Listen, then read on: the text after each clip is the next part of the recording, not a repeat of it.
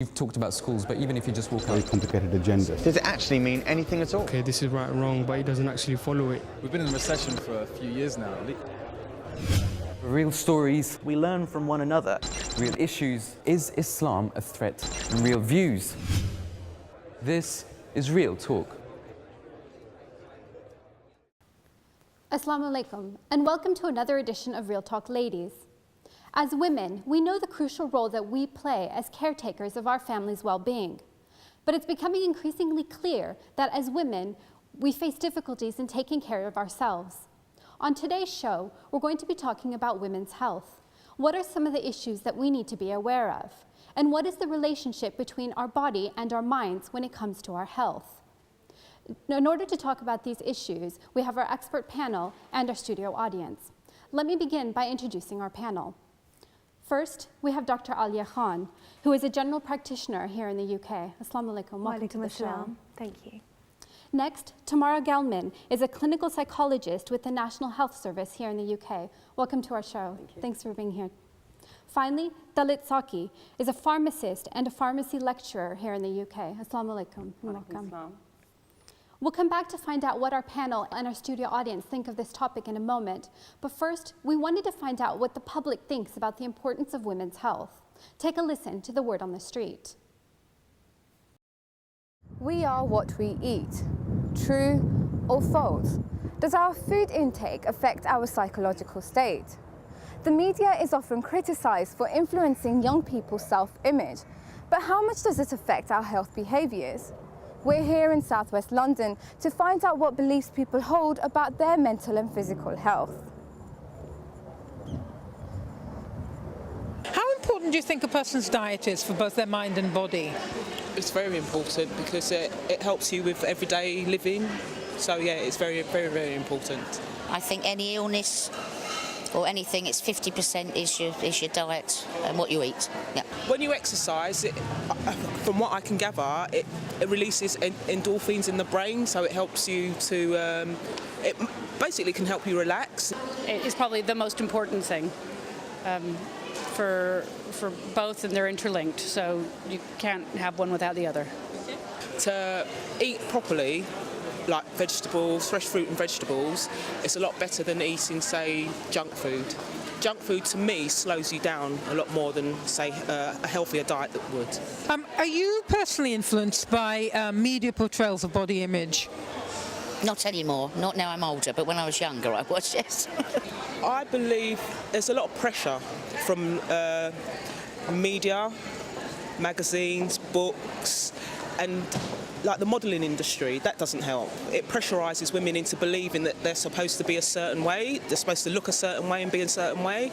But me personally, I believe if you're happy with the way you are, then you'll be a lot more happier person. I think people are influenced negatively as well as positively, and that negative can be either like too much junk food or trying to be too skinny.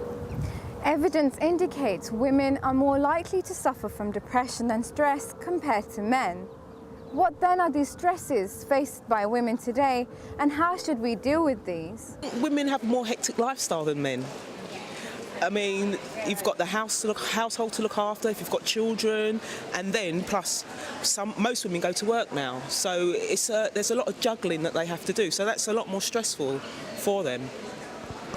Evidence suggests that women are more likely to get depressed than men. What do you think about that? What do you think might be some of the reasons?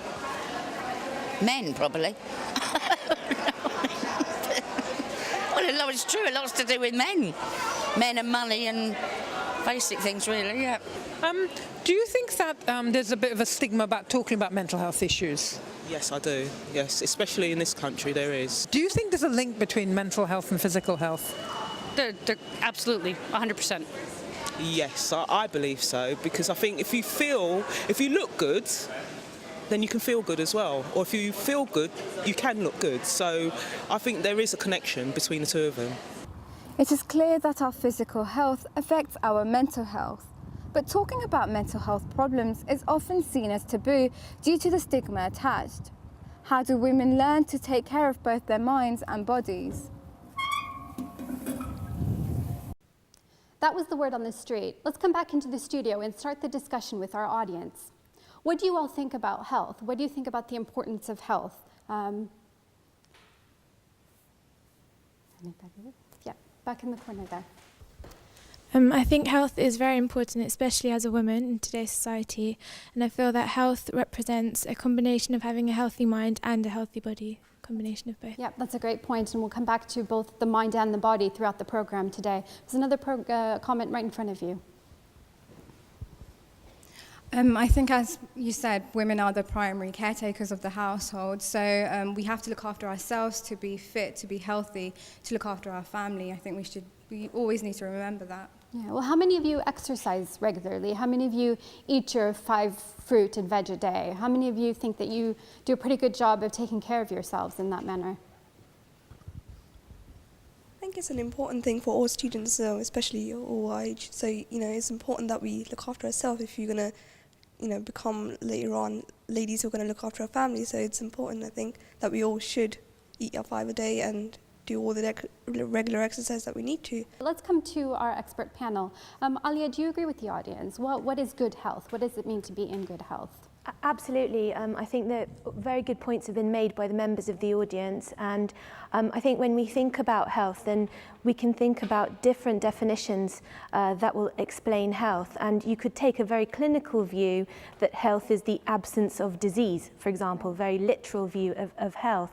But on the other hand, you could be somebody who suffers from a long-term condition, for example, and manage that condition effectively and still be healthy. So I agree with the points that have been made by the audience, absolutely. And Dalit, what about you? What do you think good health is? Well, I would agree with Alia and some of the things that the audience have said. And a lot of the initiatives, certainly in the UK by the government, are about health promotion and promoting healthy lifestyles and actually preventing conditions from actually progressing or starting in the first place. So definitely it's about sort of looking after oneself, taking that regular exercise. Yeah. Tamara, we want to talk throughout the program about the connection of mind and body in maintaining good health. What does it mean to be in good mental health? Is there such a thing?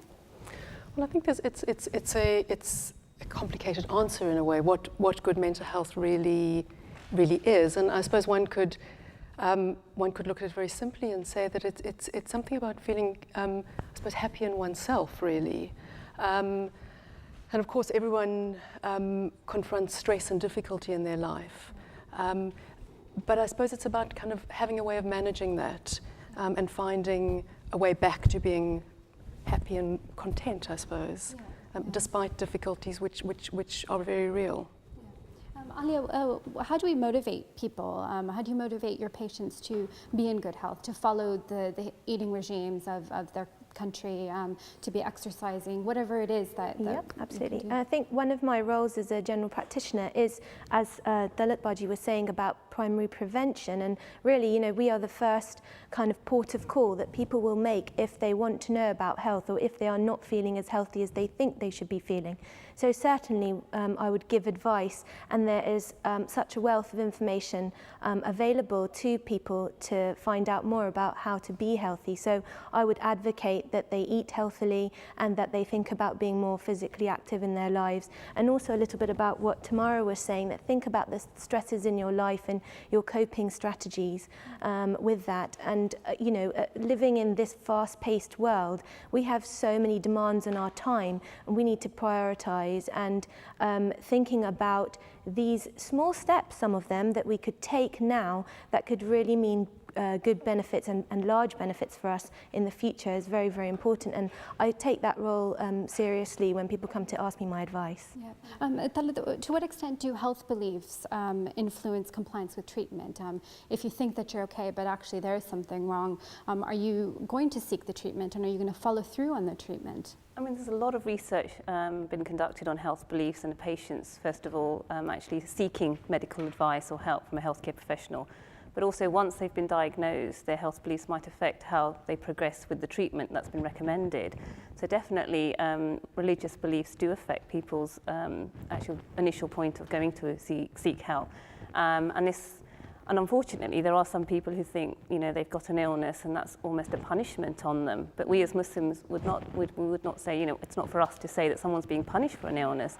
In fact, the way as Muslims we'd look at it is that, God, it's up, you know, God actually gives a person an illness or a disease, and it's in his hands to cure that person. But that doesn't stop a person from actually seeking help from the practitioner. The practitioner is there. They've been given the intelligence, medical advances through God's mercy and beneficence. So one should go forward and actually seek that help. But health beliefs often do stop people from taking their medication for various reasons, definitely. Right. So that might be one reason. Tamara, are there other reasons why people might say, you know, we do know that we should eat healthy, we know we should seek treatment, we know all of that, but they just don't? You know, we all know we should go out and exercise, but doesn't mean that we necessarily do. What are other factors? What's stopping? Where's the disparity in people actually going out and doing what they should be doing? I think there's a link always between the way one acts and the way one thinks, and I suppose that may relate to the kind of beliefs that were being talked about a moment ago, which may be various beliefs about health, but it can also be beliefs about self. So a thought of I can't do it, I won't manage, or other people will think badly of me, so beliefs about other people. So I think that really kind of understanding what the way one thinks about oneself and the way one thinks about other people influences the way one behaves. Right. How do we overcome some of those barriers then? I think the first step is becoming familiar with some of the thoughts and beliefs that one has, which often we're not familiar with, so we act without really knowing why, I suppose, and knowing what it is that in a sense is going through our head and influencing the way we feel. So if we feel very nervous about doing something, just say exercise. You know you should exercise, but for some reason you feel some resistance and some anxiety. It's worth, I suppose, going backwards and thinking, well, what is it that's making me anxious?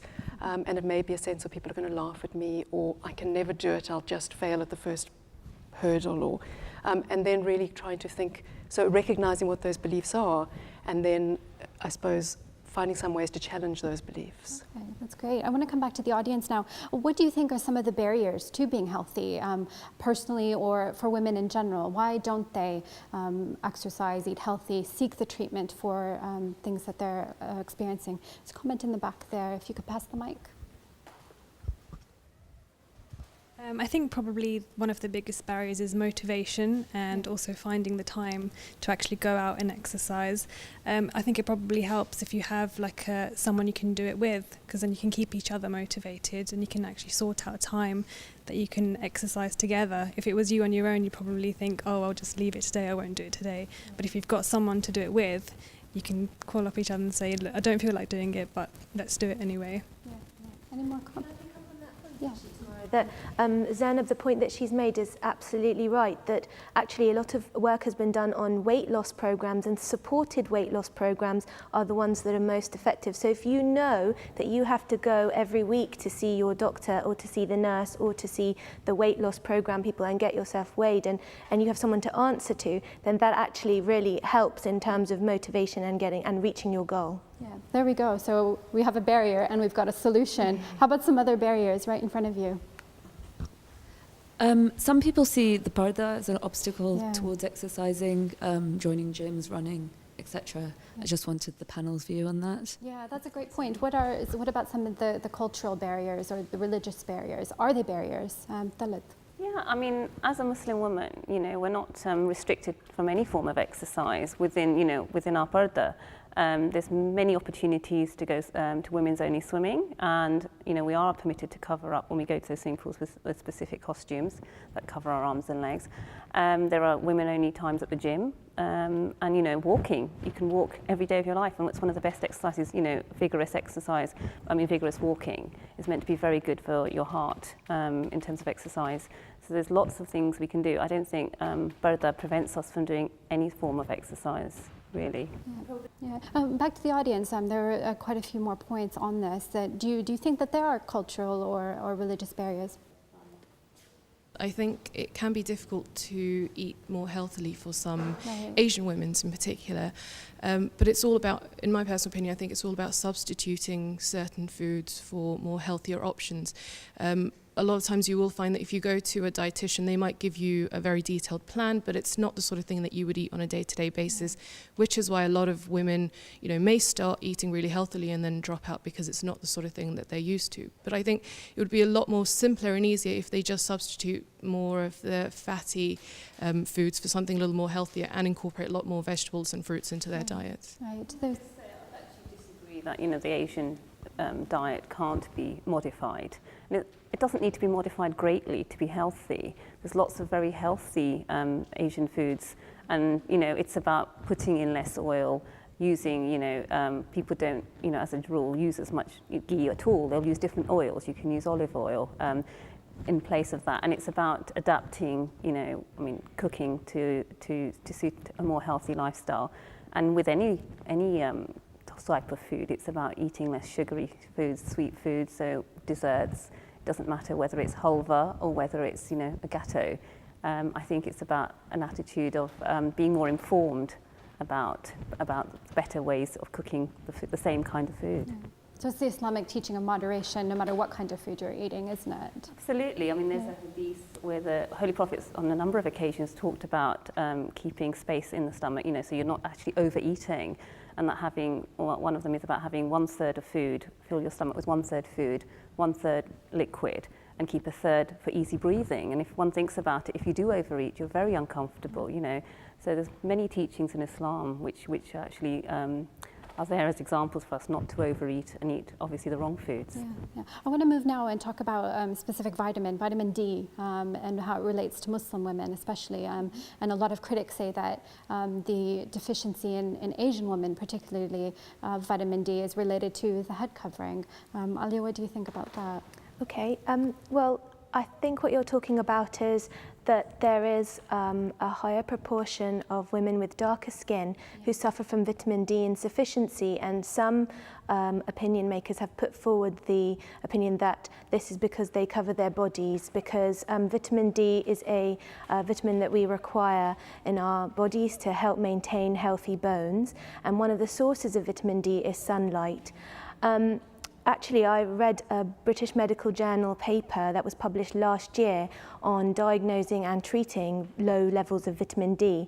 And what I found out was actually very, very interesting, that first of all, they gave some statistics about how many people actually suffer from vitamin D, and 50% of the adult population in the United Kingdom suffers from low levels of vitamin D. Now, they didn't say that that 50% was people with darker skin. They said 50% of the whole adult population. And they also said that people with darker skin actually require more sunlight to produce the same amount of vitamin D as somebody with fairer skin. And the third point is that 90% of the United Kingdom does not receive the amount of sunlight required to produce the necessary amounts of vitamin D for 6 months of the year between October and April. So whether you cover yourself up or not really is nothing to do with anything in terms of vitamin D production or sources. So that means that we have to look really, really closely at vitamin D being more common in women and people of darker skin because of that. That's it, not because they are covering themselves up. And we need to look at more sources of vitamin D, such as in your diet. So I would refute that. I mean, I would say things like oily fish, you know, are good sources. Egg yolks, yes. But the other thing is, I think as a society, throughout the world, in fact, everyone's very afraid of skin cancer. So, you know, people are covering up more, you know, young children, whatever background they're from, people tend to cover their arms and legs because they're afraid of skin cancer. People are wearing sunblock. So this will affect the amount of UV light you're absorbing, because there's a chemical in your body which reacts to forms of vitamin D through the UV light. So we have more elderly people in this country as well that may live in nursing homes, and so they don't get exposed to sunlight as much. So actually vitamin D deficiency is more common in that age group as well. Right. That's great. I want to move on now and talk about women's health in general. We hear that women's health is a continuum, though, from the infancy to old age. It's changing. Yes, absolutely. As a girl matures, then you have to think about the physical signs and why somebody develops physically, and that is obviously to bear children. So a girl must undergo changes in their body to be able to bear children. And so yes, absolutely, to do that we must go through a hormonal cycle as well, and all of that will then mature somebody to reach that goal. So we will undergo physical changes, and we need to make sure that when we do get to that childbearing age that we enjoy optimum physical health, because then we have to think about the health that we're going to give our unborn children as well. So we must make sure that our foundation for good health is laid. Yeah. With all of those physical changes comes a lot of emotional changes, doesn't it? A lot of psychological changes, hormonal changes. Tamara, can you add on to that in terms of the psychology? Well, I think with each kind of stage, I suppose, that women go through, come various, I suppose, expectations on them. And again, we come back to this, to belief or the kind of meaning which people attach to various things in their life. So, for instance, with having children and becoming a mother will be expectations of what it means to be a mother, personal beliefs about what being a mother involves. Experiences, I suppose, memories, I suppose, as you, for instance, when you become a mother, memories of yourself as a child. And all of those will play in a very complicated way to the emotional experience that a woman has at different stages, so at puberty, on becoming a mother, pregnancy. And how can women, as Alia just said about having the optimum physical health, how can we make sure that emotionally, that mentally we're prepared for all these stages? Is there anything that we can do before we reach those stages, and what do we do after in order to maintain good emotional health?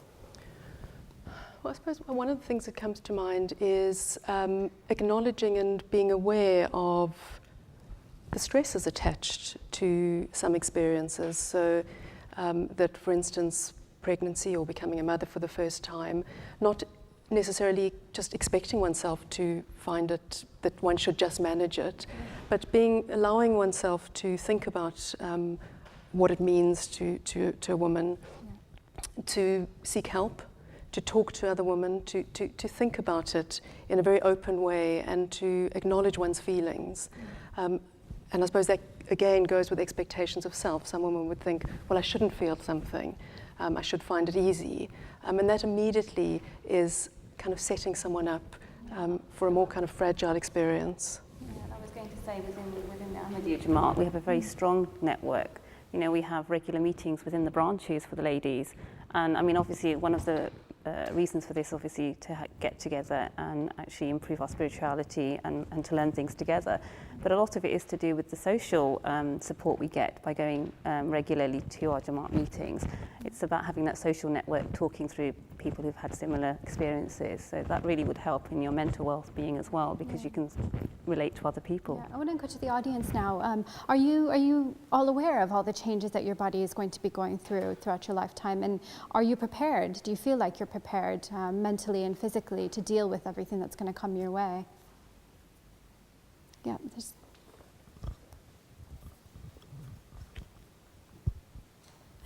I feel that having role models in your life really does improve the way that you see your future. Like, for example, I'm the youngest and I have 6 other siblings, and so I feel that from seeing them grow up, it's easier for me to kind of look forward in my life and see, okay, this is what's going to happen. You can look to your sisters, you can look to other people you know, you can look to your parents, and I think that really helps prepare you for what's to come in life. Yeah, that's a great point. Is it easy to talk about these issues to others, to your siblings, to your parents, to other people in your life? Yeah, right up here. I think this is a very serious issue within our culture. I think it's not a very known thing that we speak to each other about certain stuff. So certain stuff you wouldn't speak to your, even if you have branch meetings like Abaji said, you wouldn't really expect it to talk about certain stuff that, that are actually real issues in life. So I think that's something that holds us back, our culture, or sometimes maybe our religion, you got to look about, think about where you're speaking and how you're speaking, who you're speaking to. Right. So you got to be careful with that as well, I think. Yeah. Tala, do you want to respond to that? Do you think that the culture and religion hold us back from talking openly about issues that we should be talking about? I don't think necessarily it's the religion. Yes, culturally, there's things probably that I didn't talk to my mother about, but I would talk to my children about, I hope. I try and be more open within reason, And I think something that we promote within the local branches, both sort of locally and regionally and nationally, is health and fitness. And our health and fitness secretaries are very active, mashallah. They do a great job. And they will come in and talk on specific topics. They'll get guests in to talk about who are professionals in that area. Do you think it's your family, or do you think it's culture, like one of the audience members says, that stops you from talking openly about health issues? Yeah, just right next to you. I also believe it depends on what kind of relationship you have with your mother, for example. Yeah. If you have a very friendly relationship, it's much more easier for you to talk more openly about things like women's health. Whereas for some of us, we don't really have a very friendly or open relationship with our mothers. So we tend to be more hesitant to talk about these kind of issues. Okay, let's get back to the panel now. And I want to talk about depression, actually. And the World Health Organization says that women are more susceptible to depression than men, and that 73 million women worldwide will have some sort of incident of depression, especially after childbirth. Tamara, how would you respond to that? Do you think that's an accurate assessment? Absolutely. I think that the incidence of depression after childbirth is very significant. I think that the current statistics are somewhere between sort of 15 and 20%. So, it's a very high percentage of women who have some difficult emotional response in the kind of postnatal period, so after having a baby. I think that's very understandable as well, because along with the sort of psychological strains after somebody has a child, also their body is undergoing a large physical change as well. So during pregnancy, a woman's body really changes and adapts, gets ready for breastfeeding and that kind of thing as well. And after delivery, you're not getting the sleep that you were getting before, so you're not resting as well. You have a being that's completely dependent on you, so your child, you're trying to fulfill all your other roles as well as wife, daughter-in-law, etc. So I think it's very understandable that somebody will suffer from, or can suffer from, postnatal depression. Okay, we'll come back to the role of depression, of religion in managing depression and mental health. But I want to talk quickly about medication now. Is prescription medicine an answer? Is it an answer to the kinds of mental and physical things that we've talked about, or are there other options? Dalit, what do you think? Yeah, I mean, the thing is, as I said right at the beginning, we're looking a lot at health prevention. Prevention of things from happening. But at the end of the day, when as a pharmacist in the high street, that's one of the first port of calls where people often go to get health advice. And there's lots of things you can buy over the counter, both complementary and allopathic, to help with simple ailments. But there does come a point where you do need to seek medical advice, and you need to go and visit your GP and seek medical advice and take prescription medication. Absolutely. You were talking about depression, and obviously having a strong social network, having a good family support system helps. And obviously, as Muslims, we believe faith plays a big part in that. But there comes a point where actually you do need to seek help, and that is incumbent on us to go and seek that, really, as Muslims, because although the cure comes from Allah, we should seek medical help where we need it, and if that necessitates taking medication, then we need to take it. Yeah. We'll come back to this in just a minute. We're going to take a quick break and come back to our discussion on women's health and talk a little bit more about alternative medicine and some other issues when it comes to women's health. Join me after the break.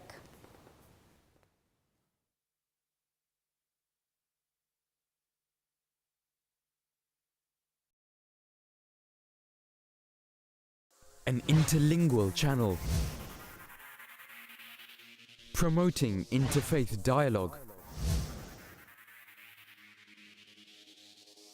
worldwide, live and interactive. on satellite television and the internet. This is MTA International.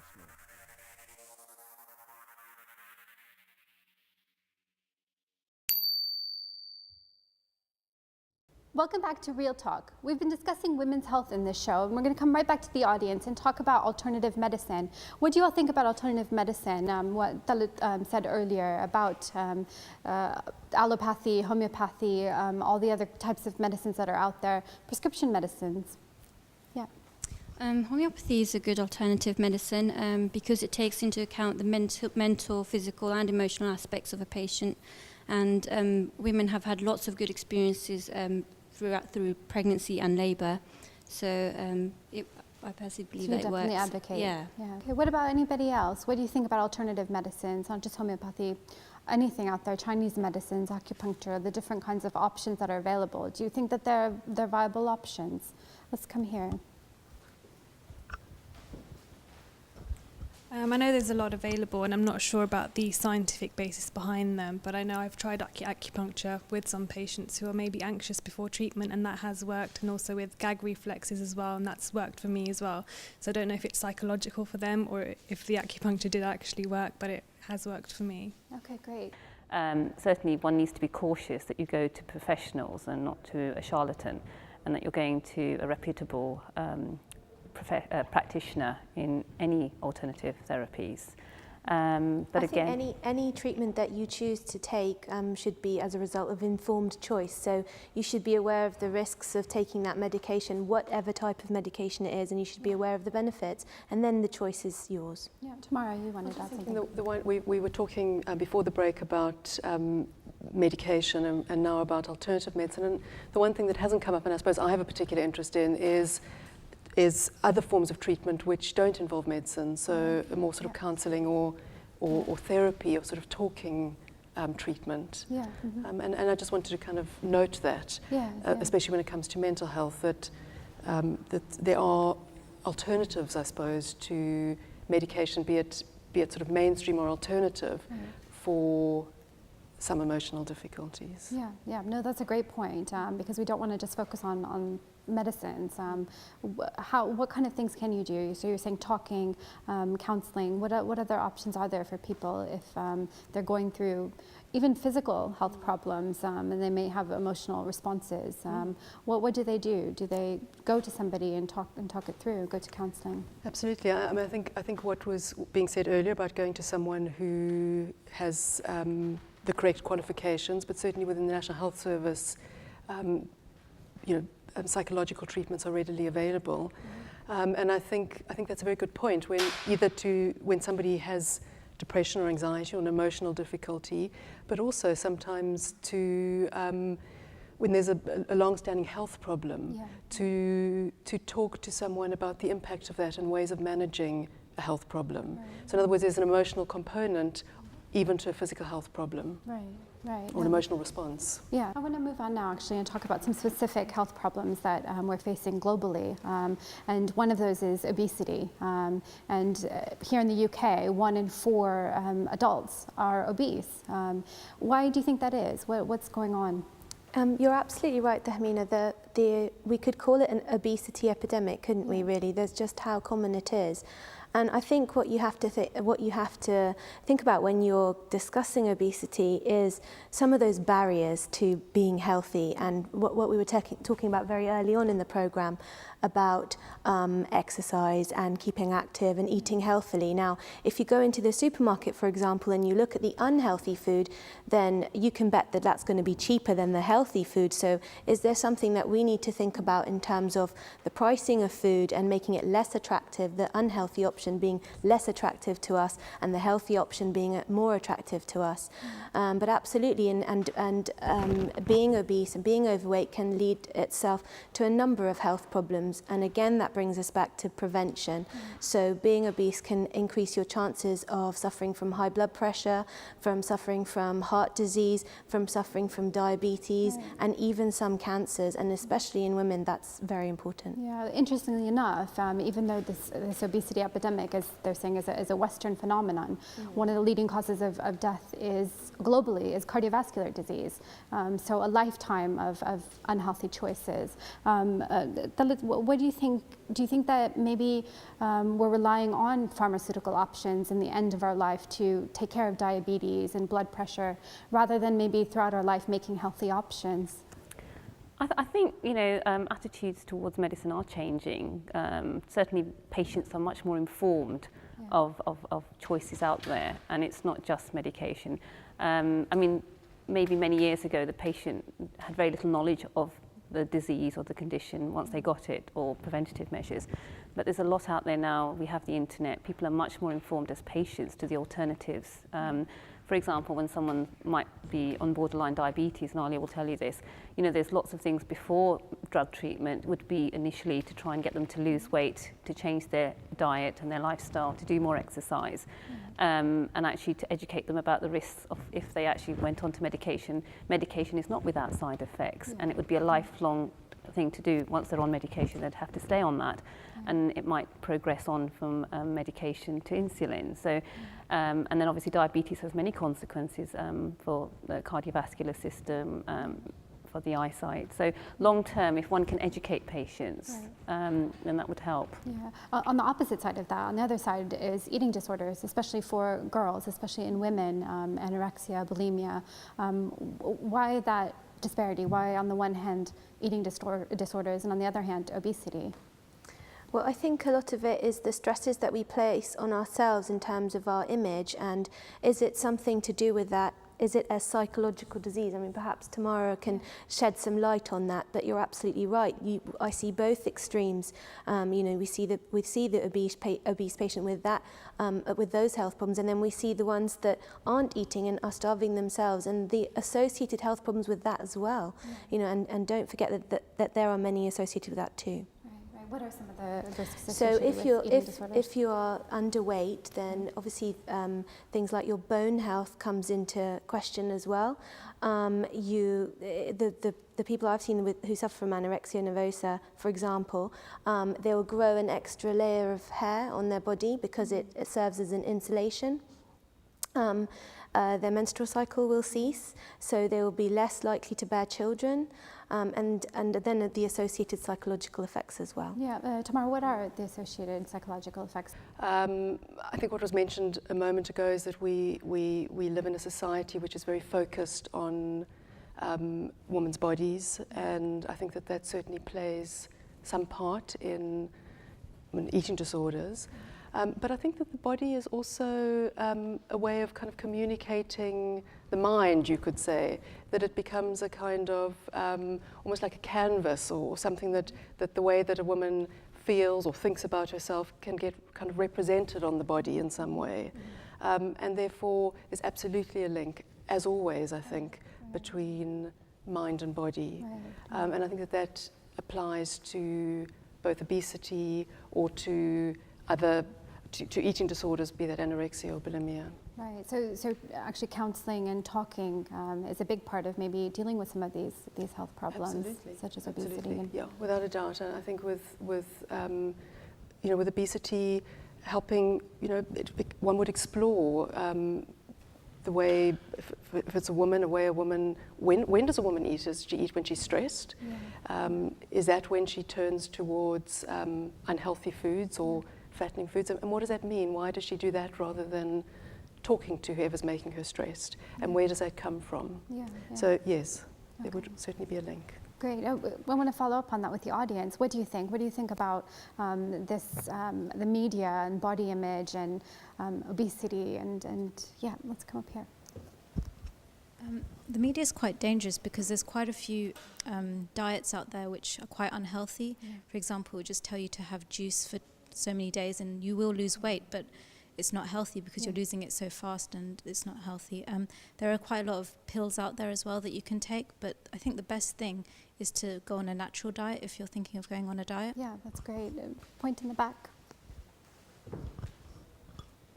You walk into a shop and you see on every cover of every magazine that there's a celebrity on there and they're always commenting, oh, so-and-so's put on weight, she's too fat now, or she's too skinny now. And the media has this ideal image of what women should look like, and it puts a lot of pressure on women to try and conform to that, and everyone's a different body shape, different body type. You can't all look the same, and I think it's important to just be healthy and try not to look a certain way, but just be healthy. And yeah, another point right behind you. So I think that looking after your physical health and exercising definitely has a beneficial effect on your psychological health, because if you wake up in the morning and do exercise, you end up feeling happier and feeling like you've achieved something that day, and it also helps you to be more aware of what you're eating. I think in terms of like obesity as well, people tend to have a relationship with food. I think you have to first look at what the reason is why you tend to overeat or eat certain kinds of foods. A lot of people, it is, I think, a lot of psychological as well, whereas, maybe they're coping with loneliness or some other issue in their life, stress. So I think it's a lot of relationship with food too. Yeah, right next to you. Yeah, I just wanted to say that some people think that vitamin supplements are a substitute for a healthy diet, so they think they can eat out but still fill themselves up with vitamins and be fine. Whereas they don't realize that the general pick-me-ups of vitamins actually can be harmful because there's no proven benefit at this stage. Yeah, we'll ask the panel about that in just a minute. There are a few more comments I want to come to.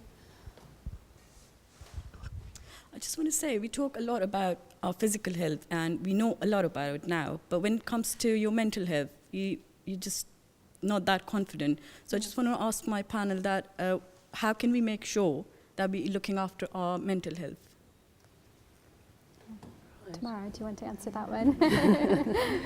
Yes, it's a big question. And I suppose that the first thing is to accept the idea of mental health or emotional health, or of the link between mind and body. And I think a lot of people, for various reasons, disregard that. One of them being stigma, the idea that I don't have to look after it because mental health, because there's a stigma in any difficulties in mental health. So there's a kind of complete cutting off of a focus or an understanding.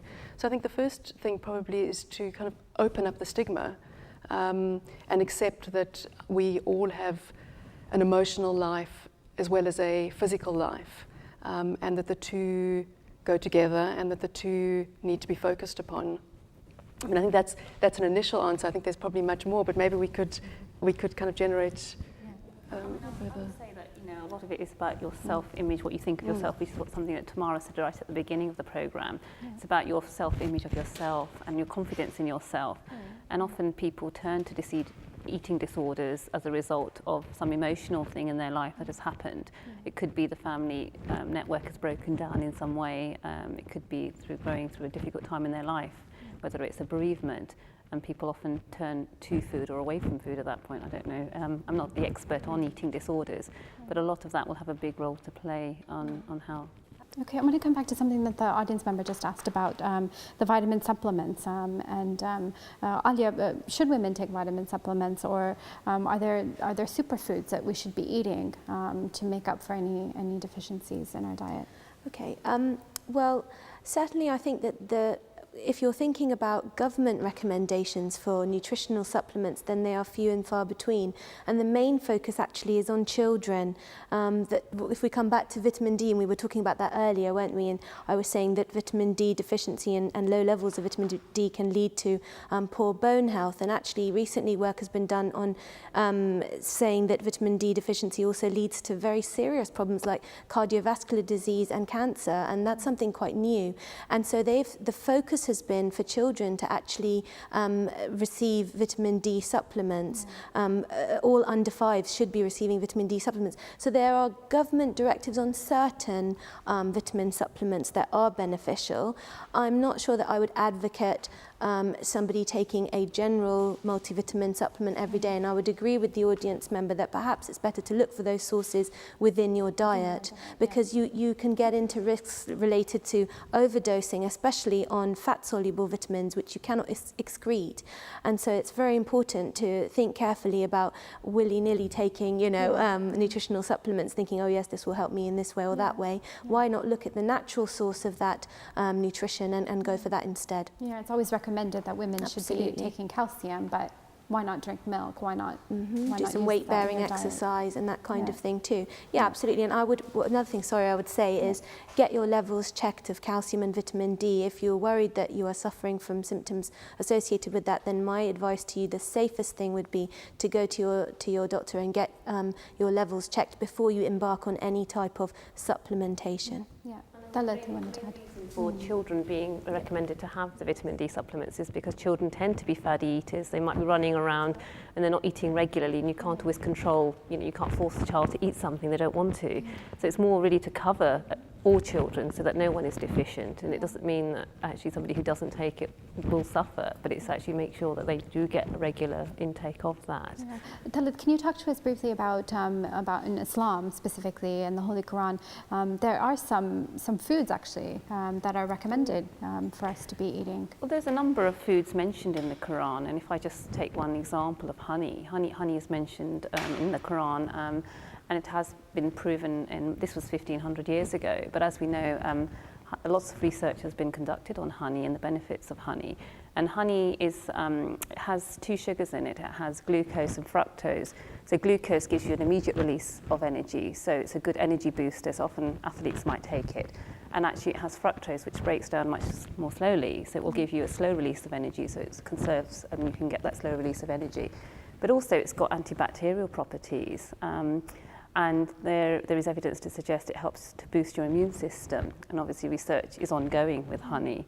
So, I mean, that's obviously mentioned in the Quran as a very beneficial food. Honey has only recently been used in the medical world to treat conditions like leg ulcers, so they use extracts of honey, which has proven antibacterial properties to do that. Okay, so this is so quite a new thing, yeah. and yet in Islam, in the Quran, it has been Yeah. written so many thousands of years ago that honey is beneficial. Another example of where people suffering from hay fever are often recommended to go to their local honey farm and actually take the honey from the local honey, because that obviously has got something to do with the pollen that's been... Desensitizes you to the pollen locally, so you suffer less from hay fever, and you build up an immune system that is stronger, and then you suffer less from symptoms such as hay fever. So faith and religion can actually tell you what to eat, what not to eat, can't it? But Tamara, does your patient's faith influence how you work with them?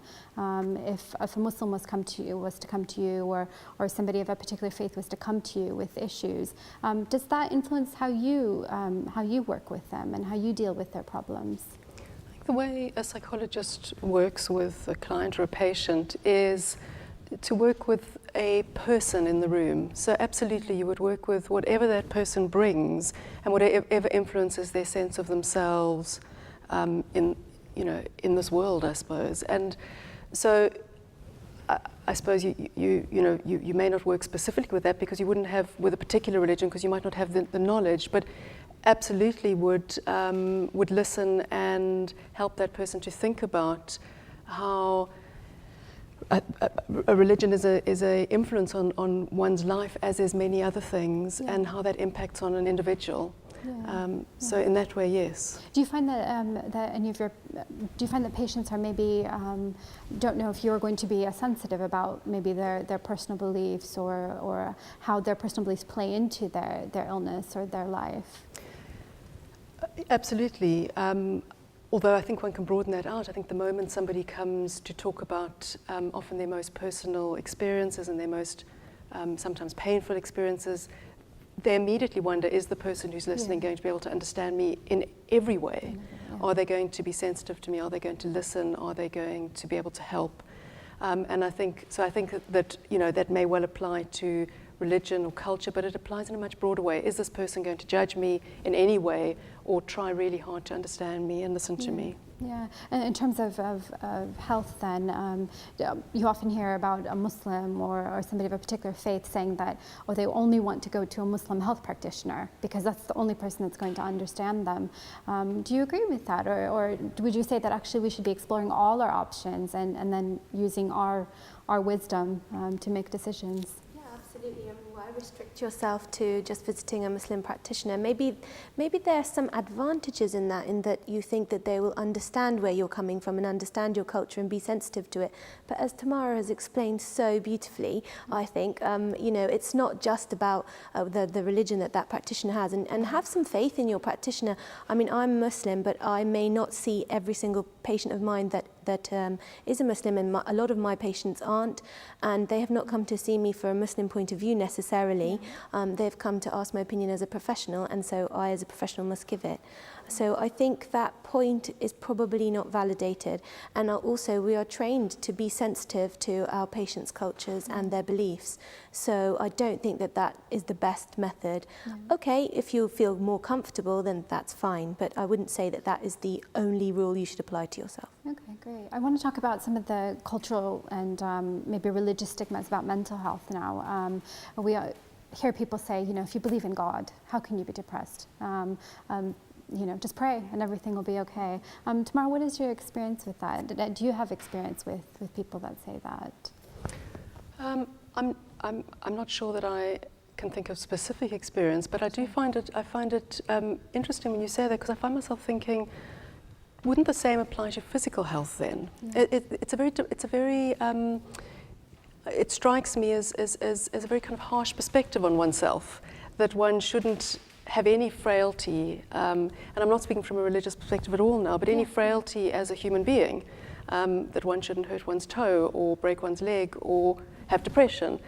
I find it interesting that there's a separation between the kind of emotional side of things and the physical side, and I suspect people are less harsh on themselves if they get a stomach bug, that somehow they would see that they shouldn't have that because so why would depression and anxiety be different? Right. Yeah. Perhaps it's about a person's perception. Well, I've got a stomach bug, but that wasn't my fault. But somehow I'm depressed, and that's my fault because I'm weak. I'm not strong. But if we take an example of bereavement, whether it's it's a close relative, close family friend, that can obviously have a big impact on your life. You've lost someone who you may have shared lots of conversations with and lots of time with. So I think it's about a person's perception that actually they're weak, whereas I've cut my finger, that wasn't my fault, whereas an emotional thing you should be able to control, which isn't the case. Although having faith definitely helps you get through those things, there comes a time when you do need medical help, whether it's through professional counselling or through medication. Right. Alia, what do you think? Well, the Promised Messiah in his book, Barakat al-Dua, Blessings of Prayer, gave an example about this, which I thought was really interesting. And he talked about that is our fate predetermined, and if it is decreed that we will get past an illness or overcome an illness, then should we take medicine or not? And actually, what the point the Promised Messiah ﷺ made was that taking the medicine and the medicine working and you overcoming that illness, that may be predetermined, but there's no argument about not taking a medicine. So the logic is that Allah creates an environment where, yes, you take the medicine, it has its effect, and you overcome the illness. But then, why deny yourself that then? If that is a tool that you can use to get better, yes, ultimately the power rests with Allah, but why not use that tool? Again, not from a religious perspective, from a purely psychological perspective. It's something I've been thinking as we've been talking, is how I was sort of asked the question at the beginning of what is good mental health, and one of the things I often think about is the capacity to, I suppose, ask for help from others and not to expect oneself to be perfect or a kind of pillar of strength in the world without support from other people. And in a way, we and I think this is very clear to me from a psychological perspective, is we are social creatures, I suppose. We rely on other people from the moment of birth, and we need other people. And the idea then of not asking for help, if one thinks about it in that way, and if it's help because one is upset about something or in a bereavement or one is distressed, why should there be then an idea that we should be able to cope with something by ourselves without asking for help? Yeah, I want to come to the audience and ask, what do you think about what Tamara just said? Is there a stigma when it comes to mental health, and why don't we ask for help? Back there in the corner. I feel that within certain cultures, mental illness in particular is seen as taboo, and that to talk about it and to feel that you have to go to somebody else is seen as a weakness within yourself. And I don't think that should really exist. I think that in women in particular, there's highs and lows in their life, and you should feel that you should be able to talk to others. It's not a weakness in yourself, and your experiences throughout your life and as a child, I think, shape you as a person, shape what you believe as your self-identity as an adult. Yeah. Any more comments? We're just going to have to wrap up here. So any last thoughts on the show and about faith influencing your health? Does it influence your health? Somebody mentioned earlier about seeing the magazines and seeing the images of the body, but how does that affect us as Muslim women? Should it affect us? Anybody? Yeah. At the end of the day, we are human, so we do have faults. Like you said, we are susceptible to frailties and faults. And sometimes when a certain image is thrown at us constantly everywhere we go, some women do falter. And it's just important to keep in mind that, you have to keep your faith in mind as well, and make sure that you have a strong support network that you can turn to at times of need. Yeah, just a couple more comments. We're about to wrap up here, yeah? Yeah, just right here. I was going to say mental health or mental illness is a stigma, not just in our culture, but in many, many cultures, and lots of globally we're trying to deal with that, and has been raised as a kind of a major world issue. I think what we do have is a strong community support and community networks, and I think that's always been a very strong thing traditionally and in traditional cultures that can really help prevent mental illness and help the early signs of it as well. So I think that's something that we can really kind of promote and use within our own community as well. Okay, just a last comment right back here. I just wanted to say that more than anything from this programme, it's kind of been brought home the message that the link between mental health and your actual physical health is very important, because as Tamara said, your actual your mind manifests itself in your body. And if you look after both, you will be healthy, essentially. Yeah, that's a fantastic point. Let's just go back back there. There's one last point. I think people tend to like to have, feel like they have a sense of control over their lives.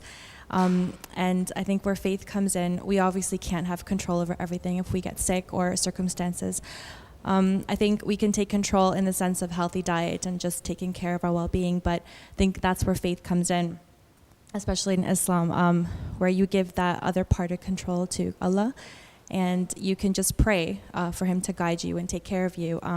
But it can kind of take a sense of stress out of your life if you feel that you can take control over prayer and let Allah make the other decisions for you. Yeah, we're going to have to start wrapping it up here. This has been a fantastic discussion. I just want to come back to the panel and ask you all for just your last thoughts, your last impressions on the show today, what we've talked about and what you want to leave our studio audience and our viewers at home with. Alia, let's start with you. Absolutely. I think one of the take-home messages that I have for the audience is to not neglect themselves physically, to think about their roles as they grow up as being healthy mothers. And this is that link between mind and body has really been explained to me very well today. Yeah. Tamara? Last thoughts would, I suppose, just sort of harkening back to what I said a moment ago, that to allow oneself to have a kind of mind and an emotional life, not to stigmatize it, and to kind of reach out and ask for help when necessary, which will be the case probably for everyone at some point. Yeah, great. And going back to the physical and mental health, it's about your spirituality in yourself and your spiritual well-being, which plays a part as Muslims in our way that we perceive ourselves. So it's actually going back and having that connection with Allah, with God, and I think that that helps, plays a big role.